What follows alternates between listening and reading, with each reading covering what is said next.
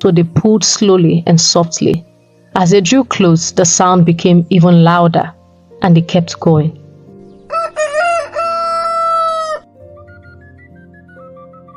Opupu was a very beautiful riverine village, where the majority of its inhabitants were fishermen and women, while others were petty farmers.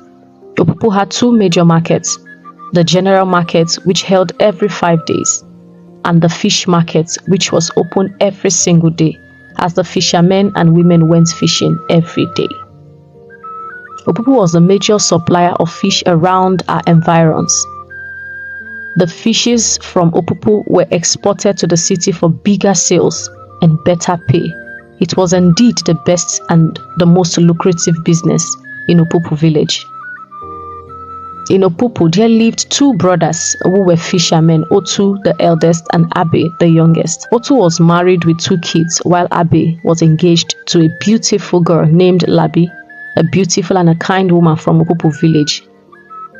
Otu and his brother Abe were the highest suppliers of fish in Opupu because of their fishing skills, as they fearlessly went to the deepest parts of the ocean to fish. They could navigate treacherous waters and bring back a bountiful catch each day. One fateful morning, as the brothers were pulling in their nets, heavy with the day's bounty, they heard a soft melodic voice singing a beautiful tune. Intrigued, Abe was eager to know where the voice was coming from. But Otu said, "Do you know where that sound is coming from? What if it's a trap?" Abe said, "What if the person is in trouble? What if the person needs our help?" Abe insisted that they go check it out. So they pulled slowly and softly. As they drew close, the sound became even louder, and they kept going. They followed the sound until they stumbled upon a stranded mermaid, her shimmering tail caught in a tangle of seaweed. Moved by compassion, Abe offered to help her. But Otu was afraid, and he said to his brother, "Na mami water o." But Abe approached the distressed mermaid and carefully freed her. Grateful for their assistance, the mermaid promised to repay their kindness. She couldn't stop thinking about how good-looking Abe was. She was already blushing, full of love. She couldn't just wait for the morning so she would see Abe again. The next morning, she went to that same spot and sang in a very beautiful and soft tune like the other day, hoping they would pass by. Soon the brothers drew close to the sound as they went fishing. It was their usual route to fishing.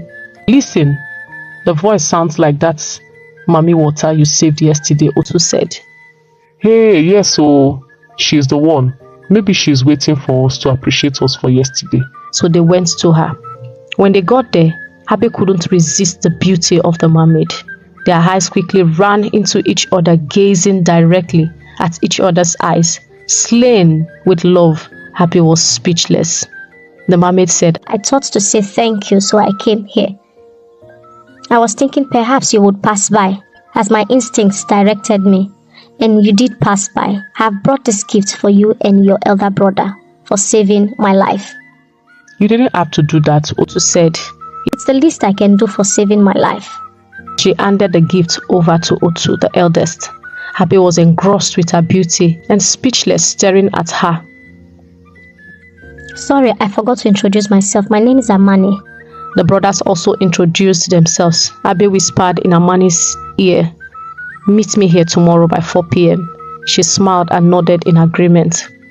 So the brothers left and continued their journey. They had a very great catch that day and made a lot of sales after selling the fishes in the market.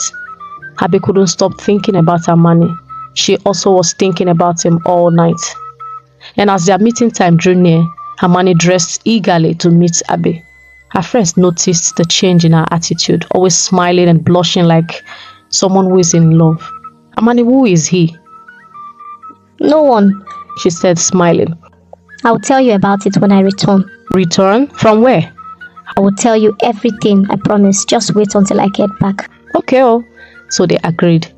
As soon as she arrived there, Abe was already approaching the place. She was really excited. They started discussing playing, and she brought gifts of pearls and all manner of precious stones.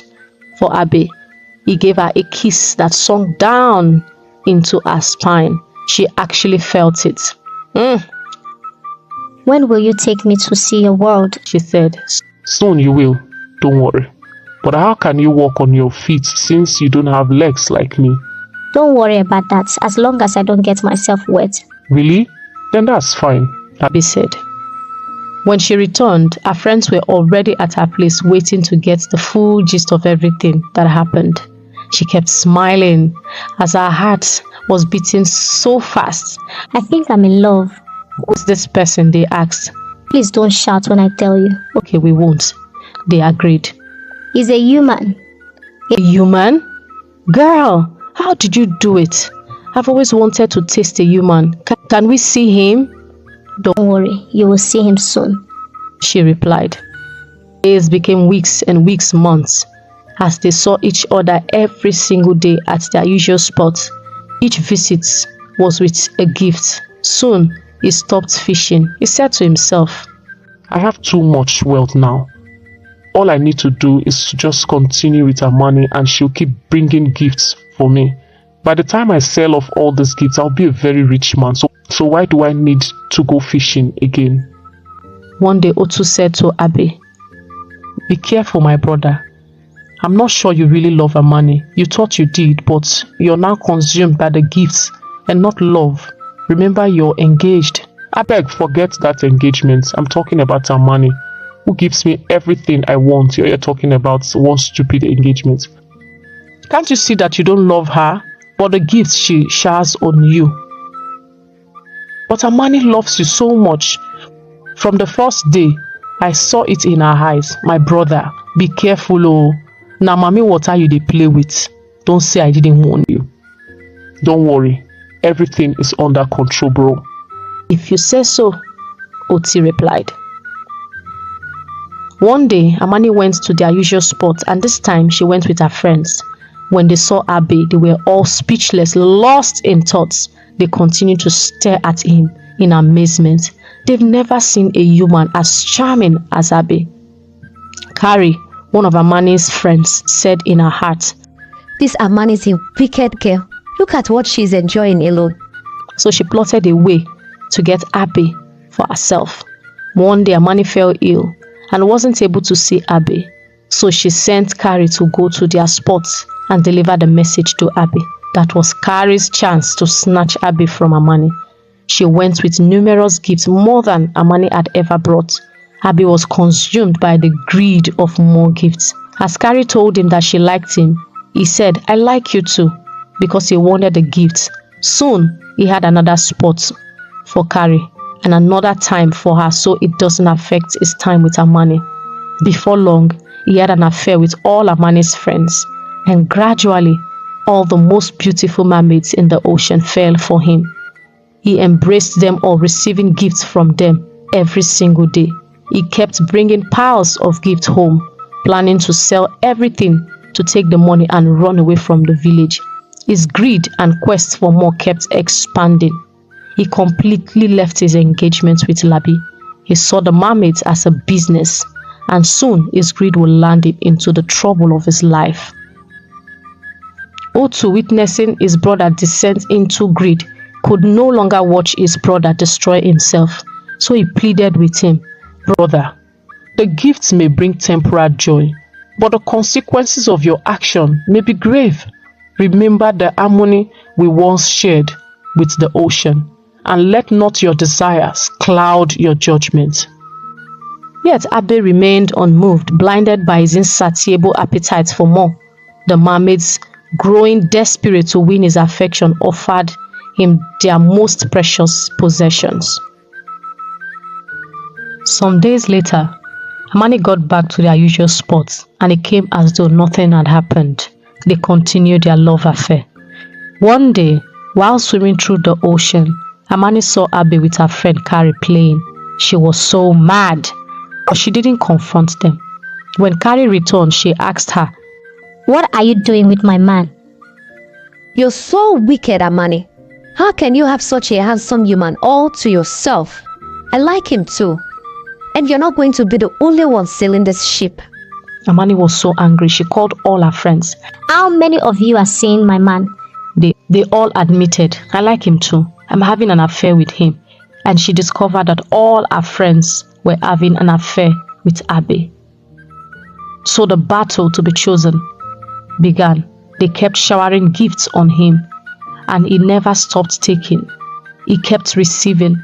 The battle struck in the ocean as the mermaids would fight themselves. The once peaceful mermaids became quarrelsome as they would fight each other because of Abe. Soon the news got to the queen and the ruler of the ocean, and she summoned all the mermaids involved with Abe. They all gathered round her as she began to question them one after the other. Amani said, My queen, I met him first. Then I introduced him to my friends, and they took him from me. I thought they were my friends. Amani, I have always known that you have a very big heart.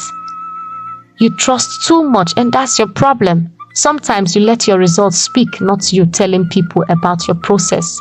They'll follow the process and get the result before you. Never share your personal affairs with your friends. You've learned the hard way. But I still love him. That's the problem with you, Amani. Does he love you the same? Now listen, all of you. I have always told you to stay away from these humans, that they will destroy you, but you refuse to listen. Though I have come across some really good ones, but the majority of them are evil. You're all sisters and daughters of the ocean. How dare you fight yourselves because of a mere mortal? How disappointing. Now listen, the man you're fighting and dying to get doesn't love any of you. I'm sure he loves me, Amani said. But the queen continued. Indeed, before greed crawled into his heart and overshadowed his sense of reasoning. All he wants is to get gifts from you. Can't you see? Sell them and be wealthy. And then leave all of you by traveling out of the village. They didn't believe. The queen then brought out a bowl and played before them his conversations with his brother. They saw how the brother warned him his plans to make more money from them by receiving gifts, and most of all, the engagement with Labi. They were so furious and decided he must pay for playing with all of them. All the women he had an affair with sought to destroy the entire village. They will never get a single fish from the ocean. But the queen said, I will permit you to do whatever you want to do with him, but leave the village out of it. For the sake of the brother who always rebuked and warned him about his actions, let the village go. Deal with the culprit, devour him, do as you please with him. So they decided they would drown him in the ocean and allow him to be eaten by sea beasts. But Amani pleaded with them.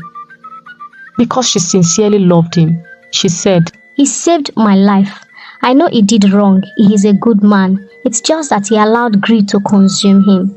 I would have been dead by now if he didn't risk his own life to save me. Please, my sisters, just for this reason, let him live. So they had compassion on him because of Amani, but they took everything from him and shared them equally amongst themselves. But Amani took a portion and gave them to Otu, Abe's brother. She said to him, You're a good man. You deserve this and more. You've been by your brother. It's just that he refused to listen. He's a good man too, but I don't know why he allowed greed to come into his heart and destroy his soul.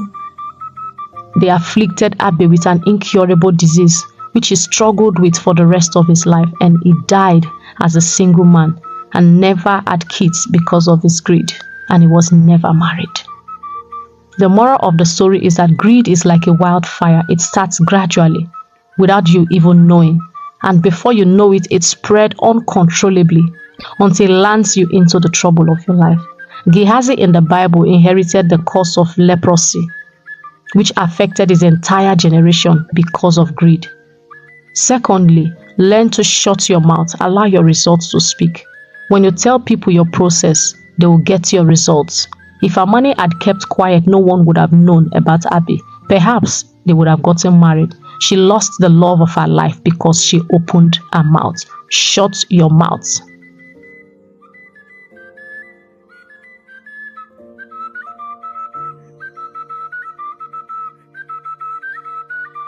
Never lose your faith in God. It will come true for you.